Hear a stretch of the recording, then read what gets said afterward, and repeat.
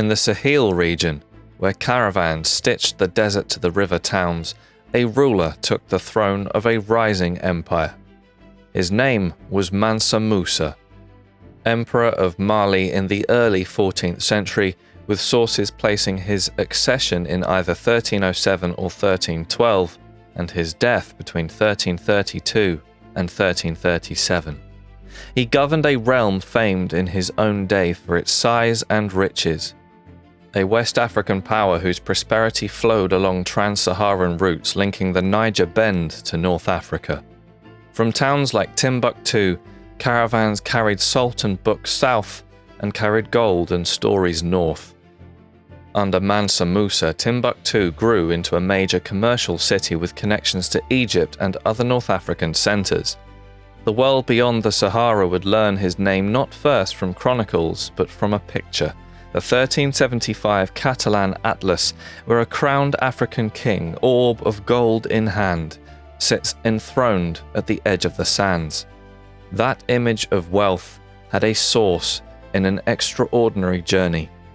In 1324, Mansa Musa set out on the Hajj to Mecca, a pilgrimage whose caravan was recorded as vast tens of thousands of people and laden with gold. He travelled by way of Cairo, where his gifts and expenditures impressed and unsettled the city. A near-contemporary account by the Damascene scholar al-Umari reports that Musa, quote, flooded Cairo with his benefactions, and they exchanged gold until they depressed its value, noting a fall in the Mithkal's price that persisted for years. Modern historians, summarizing those reports, note that his spending in 1324 diluted the value of gold in Egypt by roughly 10 to 25%, with effects lasting about a dozen years. Continuing eastward to complete the Hajj, his passage transformed him from a regional sovereign into a figure of international renown in the Middle East and soon in Europe. When Mansa Musa returned, Mali stood at the apogee of its power, with the lands of the Middle Niger securely in his orbit and the desert roads feeding its markets. He invested in cities as well as caravans.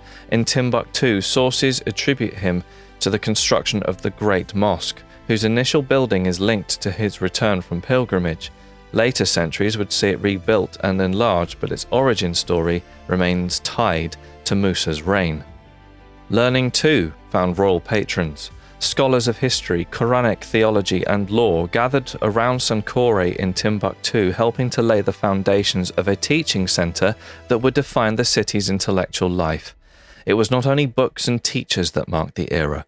Architecture and urban life flourished along the Niger Bend, with Timbuktu's mosques and markets anchoring a cosmopolitan landscape. From Cairo's scribes to Majorca's mapmakers, the news of Mali's abundance spread. The Catalan Atlas, compiled in 1375, placed Mansa Musa prominently on West Africa, a visual shorthand for the gold-bearing power that had captured the imagination of Mediterranean traders and scholars. Yet even empires gilded by legend move through time with uncertainty. But what is clear is the arc. A devout Muslim sovereign whose 1324 pilgrimage reoriented the world's gaze toward West Africa, a builder whose name is attached to Timbuktu's great mosque, a patron whose court nourished trade and learning at the edge of the Sahara.